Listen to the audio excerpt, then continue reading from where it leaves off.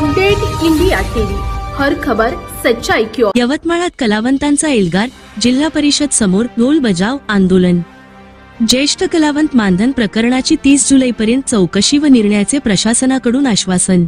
जिल्ह्यातील ज्येष्ठ कलावंत, साहित्यिक आणि वारकरी बांधवांच्या मानधन निवड प्रक्रियेत कथित अनियमितता व भ्रष्टाचार झाल्याचा आरोप करत राष्ट्रसंत तुकडोजी महाराज कलावंत वारकरी सेवा विकास आणि सन्मान समितीच्या वतीने बुधवारी जिल्हा परिषद यवतमाळ कार्यालयासमोर एकदिवसीय लाक्षणिक ढोल बजाव धरणे आंदोलन करण्यात आले। या आंदोलनात जिल्हाभरातून आलेल्या शेकडो ज्येष्ठ कलावंत, साहित्यिक, लोककलावंत, वारकरी माता, भगिनी आणि सामाजिक कार्यकर्त्यांनी मोठ्या संख्येने सहभाग नोंदवत प्रशासनाविरोधात तीव्र घोषणाबाजी केली। या आंदोलनाचे नेतृत्व संस्थेचे अध्यक्ष ॲडव्होकेट श्याम खंडारे आणि महासचिव गंगाधर गोटेकार यांनी केले।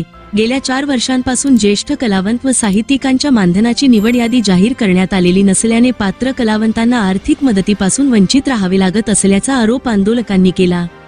आंदोलनादरम्यान कलावंतांनी ढोल वाजवत आपल्या मागण्यांकडे प्रशासनाचे लक्ष वेधले। भ्रष्टाचार बंद करा, कलावंतांना न्याय द्या आणि मानधनाची यादी तात्काळ जाहीर करा, अशा घोषणांनी परिसर दणाणून गेला। आंदोलनातील प्रमुख मागण्या 4 वर्षांपासून प्रलंबित असलेली ज्येष्ठ कलावंत व साहित्यिक मानधनाची निवड यादी तात्काळ जाहीर करावी, निवड समितीतील अशासकीय सदस्यांच्या कथित आर्थिक व्यवहारासंदर्भातील ऑडिओ क्लिपची निष्पक्ष पोलीस चौकशी करावी, संशयास्पद गुणांकन रद्द करून संपूर्ण प्रक्रिया फेरपडताळणीसह नव्याने राबवावी, दोषी आढळणाऱ्या अशासकीय सदस्यांना समितीतून तात्काळ बरखास्त करून त्यांच्यावर कायदेशीर कारवाई करावी।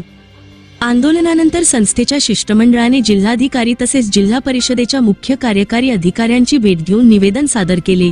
यावेळी प्रशासनाने या प्रकरणाची सखोल चौकशी करून दोषी आढळल्यास कठोर कारवाई करण्यात येईल तसेच 30 जुलै 2026 पर्यंत संपूर्ण प्रकरणाचा निर्णय घेण्याचे आश्वासन दिले।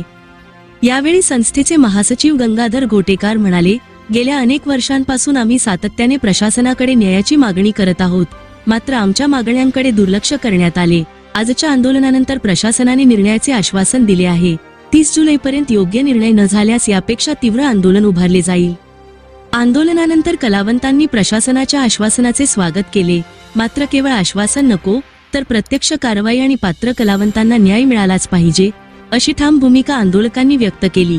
यवतमाळ जिल्ह्यातील ज्येष्ठ कलावंतांच्या मानधनाचा प्रश्न गेल्या काही वर्षांपासून चर्चेत असून या आंदोलनामुळे या विषयाला नव्याने गती मिळाली आहे। आता प्रशासन 30 जुलैपर्यंत कोणता निर्णय घेते आणि कथित गैरव्यवहारावर काय कारवाई करते, याकडे संपूर्ण जिल्ह्याचे लक्ष लागले आहे। स्वप्नील गोटेकार, तालुका प्रतिनिधी, राळेगाव।